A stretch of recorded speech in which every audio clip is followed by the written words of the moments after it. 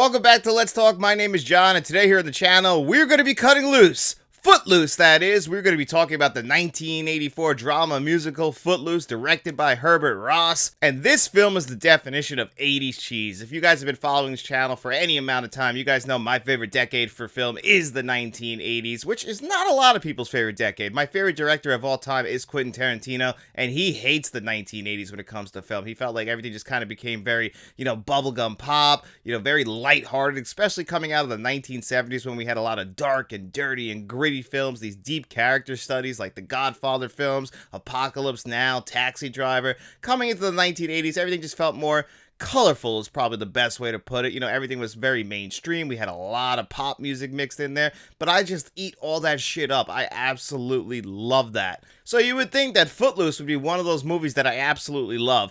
Well, unfortunately, until this time when I watched it, I used to really not like this movie. And I just think I put that into the category of like when I was in my early 20s when I first saw this film. I was kind of being a little bit of a cinema snob. I was kind of watching movies and really just judging them for what they are, trying to compare them to other films, very serious films, and not really taking them on face value. And when you just sit back and watch Footloose for what it is, which is a very, very cheesy 1980s film,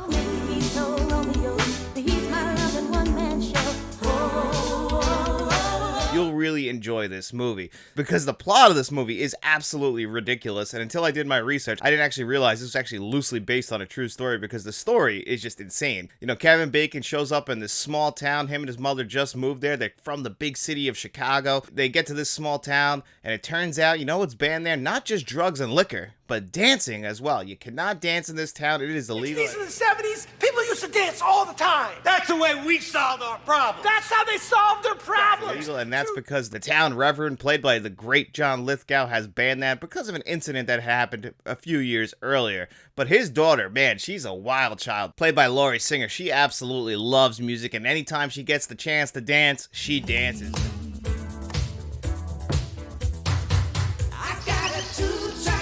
Luckily for her, Ren McCormick just showed up, played by Kevin Bacon, and he just absolutely loves dancing, and he does not understand why this town just won't dance, what they have against it, so he's going to rebel against all of them, and he's going to bring dancing back to this town, and we get some great musical sequences throughout this film. That's really my favorite part of this film, is because every single musical choice, every single licensed song is almost perfect. I didn't even realize I actually had almost every single one of these songs on my Apple Music playlist. Obviously the classic Kenny Loggins song, Footloose, is probably the most famous, but let's hear it for the boy.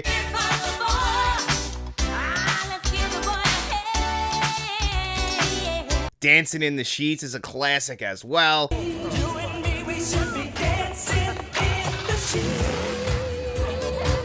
At one point you even hear Bang Your Head by Quiet Riot. But what about the Police? What about it? You heard them? No, but I've seen them. What, in concert? No, behind you. And then, of course, you get John Cougar Mellencamp mixed right in there as well, which I absolutely love. I even paid for that album. I bought the John Mellencamp Greatest Hits album. I really enjoy his music. Buy him a beer. So every single song choice that was in here, yes, they play it in almost a music video fashion, so it's very cheesy, like I said, but I absolutely just love those scenes.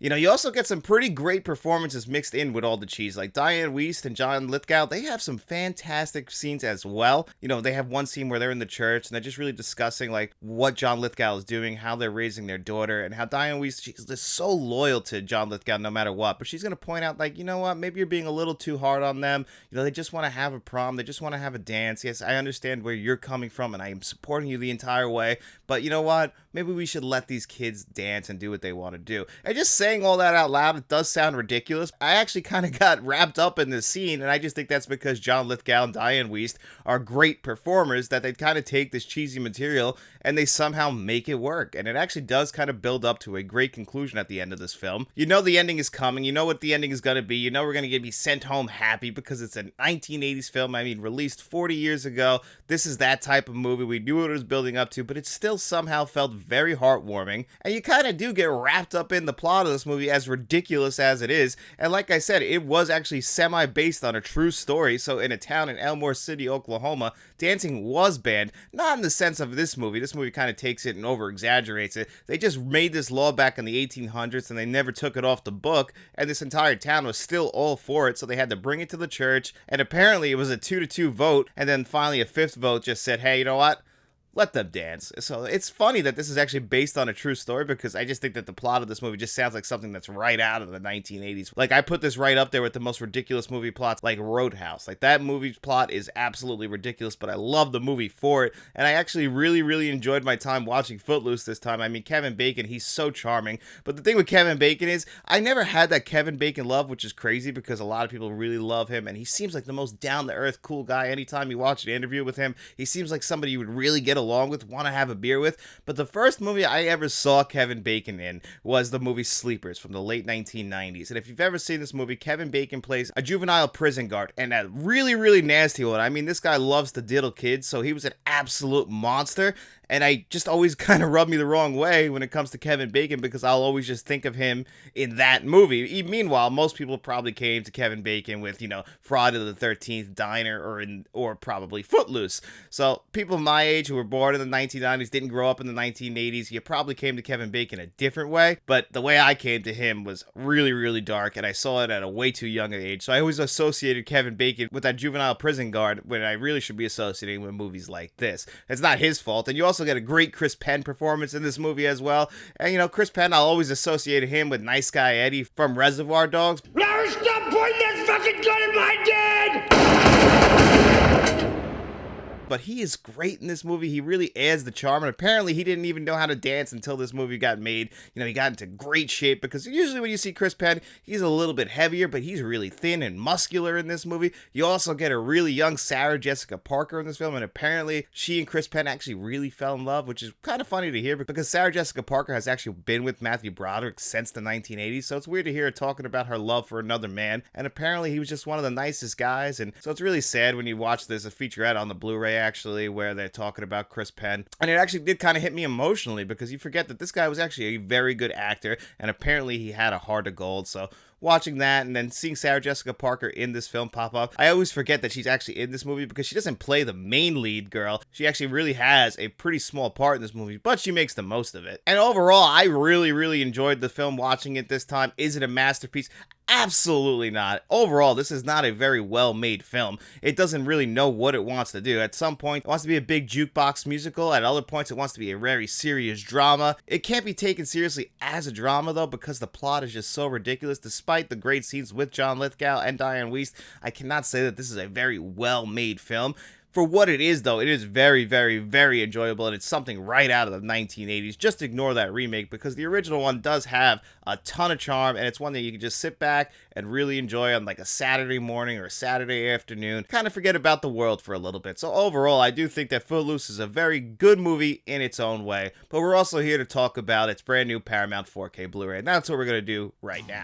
Now I gotta cut loose, Footloose, kick off the Sunday shoes. Well, here it is, Footloose on 4K Blu-ray. This is the 40th anniversary edition. There was also a steelbook released with this as well, which was absolutely gorgeous. I really regret not picking that one up, but you know what? I figured I hadn't seen Footloose in so long, and I wasn't the biggest fan going into it, so I decided to go with the cheaper option. It really wasn't priced that bad. Right now, Footloose is $23, which is right in line with what Paramount does with their catalog releases. They usually price it around that $20 to $25 range, depending if they put one disc in there or two. And in this one, they put two discs. So you get the 4K Blu-ray, and you also get the previously released Blu-ray, which is considered one of the worst Blu-rays ever released. It's right up there with Predator, just a DNR mess. And that's the one I compared this brand new 4K Blu-ray to. So before we get too far, if you got this slipcover edition, you get this really nice slipcover on the front, which I really do appreciate. It's very nice and glossy. Again, not as nice as that steelbook though. Same artwork underneath. You come inside, you get one 4K Blu-ray, and you get one Blu-ray. Because it's Paramount, that means that the 4K is in black and the Blu-ray's in blue. And all of your extras are going to be on that Blu-ray, and I actually really think that those extras are the shining star of this entire package. They really give you everything. You get interviews, you get 2 commentary tracks, and Kevin Bacon actually did one of them. Like I said earlier, Kevin Bacon always seems like he's down to do everything.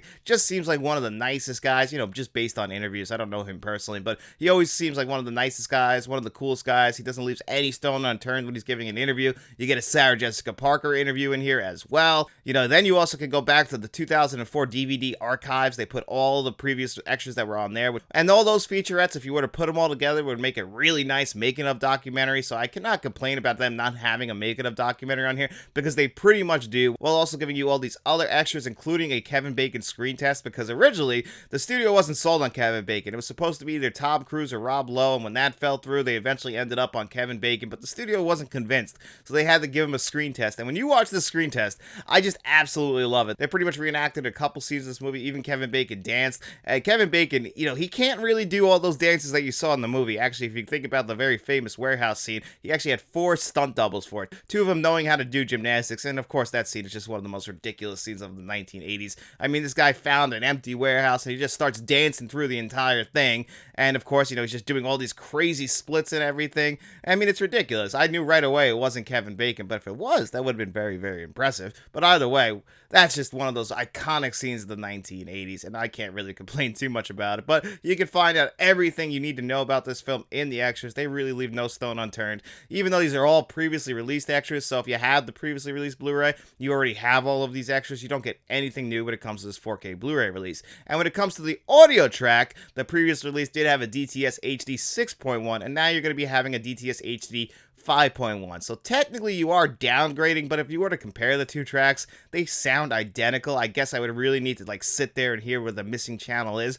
but overall it's a very good audio track. It's nothing too special though. I actually would have really preferred them to give us something brand new, like maybe give us a brand new Dolby Atmos track, really mix the music better, because overall, yes, it does sound good. It sounds clear. The music comes in really, really well. But I actually watched 3 films yesterday, and I watched this film, then right after it I put on The Dark Knight Rises, which is a very different film, but you could just see how much the quality increases to The Dark Knight Rises compared to the audio track on here. You know, for the amount of channels they're using, I think it could have been mixed a little bit better, but you know, it's really not something worth complaining about because it's not that bad. It's just that it's nothing special, and I think with a film like this, that does kind of feel like a jukebox musical, it would have been really nice if we would have just got something a little bit more special. But unfortunately, then when we get to the visuals, and the old Blu-ray is considered one of the worst Blu-rays ever made when it comes to the visuals. That previous Blu-ray also messed up the original aspect ratio. That Blu-ray was in the 1.78 aspect ratio, where the film itself was filmed in the 1.85 aspect ratio. So this new 4K Blu-ray does fix that. It also fixes a lot of the DNR issues from the previously released Blu-ray, but it does not fix everything. Unfortunately, this 4K Blu-ray, in my opinion, is not very good in the visual department. It's an improvement over that previously released Blu-ray. We do restore some of the film grain. It handles it a lot better. You don't really see too much DNR, but unfortunately, maybe this is a source material thing, because every image that I've ever seen of this film, you know, certain scenes just look very soft and they're really lacking color, and they just really seem a little bit out of focus. They almost look, I mean, honestly, I'll be honest with you guys, early in the movie where Laurie Singer, you know, she's dancing on the truck and they're at this diner, and then John Lithgow walks in at the end of the scene. That scene looked ugly on the Blu-ray, and it looks just as ugly on the 4K. I mean, it might just be a product of its time. It might just be a source material thing. They can't clean it up any better, but I really feel like they could have. It really just looks absolutely bad. You know, when you add HDR and Dolby Vision over it, you expect it to at least enhance it a little bit, brighten everything up, maybe make the color pop a little bit more, and you really just get none of that in a lot of these scenes. Now, there are certain scenes that look absolutely gorgeous on this 4K Blu-ray, like the car wash scene with Chris Penn and Kevin Bacon. That scene looks awesome in 4K. That's where you see the HDR and the Dolby Vision doing work. So my question is, you know, because it's such a scene-to-scene issue, maybe it's the source material, but I cannot recommend this 4K Blu-ray because these visuals really, really do look pretty bad in my opinion. I'm trying to justify and understand what happened in here. I would honestly say it's not as bad as Planes, Trains, and Automobiles, which is another Paramount release. You want to hurt me? Go right ahead if it makes you feel any better. I'm an easy target.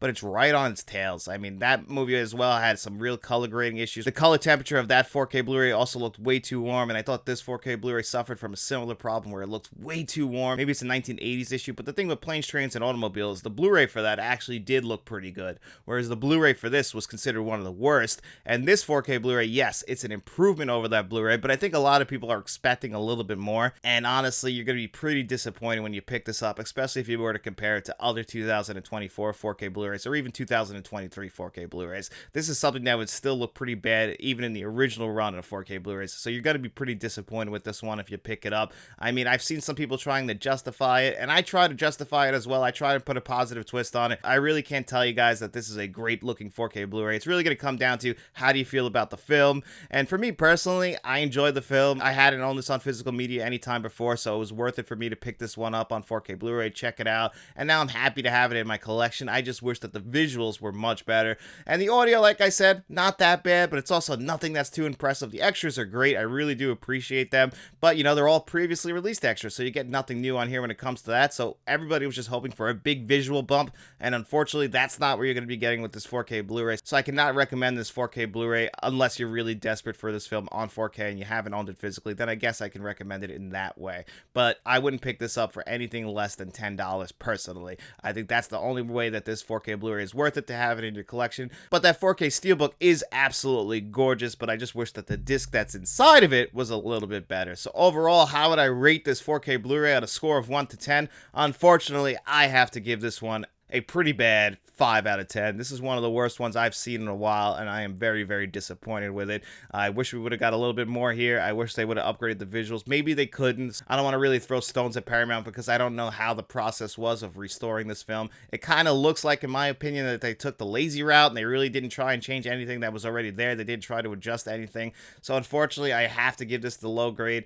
So unfortunately, guys, I'm going to recommend that you guys take a pass on this 4K Blu-ray unless you can get it for an absolute steal of under $10. But anyway, guys, that's going to do it here for me on another episode of Let's Talk, and I really hope you guys enjoyed this episode, and if you did, please try not to forget to hit that like button, hit that subscribe button, turn notifications on, and if you would like to support this channel financially, we do have channel memberships. You can find those in the description below. We have a Friends of the Channel tier. We have a Producers tier. That's where you're going to find John Doe Juggalo, Jason Martin, and Mr. Smelly Potato. And then we also have a Directors tier, and that's where you're going to find Frank's Media and Reviews, who also has a great YouTube channel you guys should check out as well. And if you are in the Directors tier, you do have your own individual review that will be posted publicly here on the channel for you each and every single month. And you also have access to a private conversation with me if you'd like to take advantage of that. But anyway, guys, you got no money to throw our way. We don't mind at all. We just really appreciate you guys checking out this video, and we hope you really enjoyed it. And if you did, please try and get out in those streets and tell your friends about us. And then after you're done doing all of that, we'll be seeing you around.